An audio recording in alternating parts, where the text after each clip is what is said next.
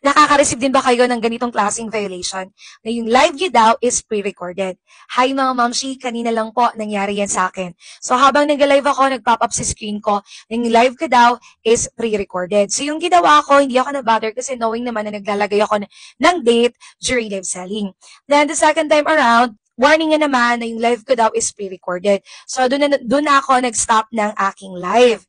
Tapos, nawala na yung mga products sa yellow basket ko habang nag-live. So, nag-end ako ng live. So, ito yung mga mamshi. Ito talaga yung kinagulat ko. Kasi, ayan, habang nag-visit ako ng violation details, alam niyo ba kung ano yung nakalagay, mga mamshi? Instead, na pre-recorded yung violation ko, mga mamshi. Alam niyo ba kung ano yung nakalagay?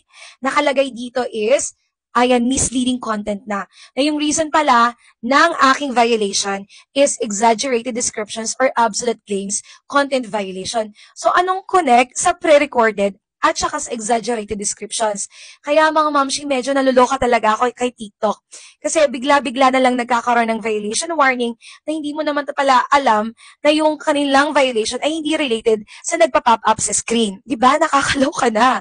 So, fast forward na tayo mga mamshi. So, after mag-live, yung ginawa ko, ayan, nag-send ako ng appeal. Okay. Since 2 points ka agad, yung pinato sa aking violation, since twice itong nangyari sa live selling ko, etong violation warning. So, hindi ko talaga pinansin kasi akala ko pre-recorded lang. Alam ko namang palagi akong naglalagay ng date. So, yung ginawa ko, pag send ko nag-appeal, nag-screenshot ako ng date at time na andun sa screen ko habang nag-live ako. Then, after minutes, yung appeal ko was rejected. Kasi nga po, yung pangmalakasang violation na pinataw sa akin is misleading content. So, ayun na mga mamshi. So, habang binabasa ko yung reason kung bakit ako nagkaroon ng violation sa misleading content, pinapanood ko yung video na nag-mention talaga ako doon na this is the product, the number 1 best-selling product ngayong araw na to sa Yellow Basket natin. Di ba habang nag-live tayo, minsan kapag trending itong product na to, for example, itong buy to take one na brand na to, kapag trending, nakalagay talaga sa Yellow Basket na this is the number 1 selling product ngayon. So yun ako, so sobrang saya ko na mention ko yan. Hindi ko pala alam na bawal pala yan mga mamshi. Pasok siya sa exaggerated claims kaya ako nagkaroon ng violation ngayon. Yung pinagtataka ko lang, bakit ang layo sa nag-pop up sa screen na violation warning. So, yung nakalagay doon is pre-recorded instead na exaggeration description pala yung aking violation. Kaya minsan talaga nakakagulat, nakakalito na si TikTok.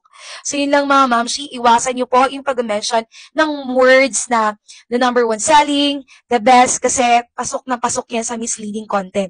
Baka magkaroon kayo ng violation katulad ko. So, yun lang, 2 points yung pinato sa akin.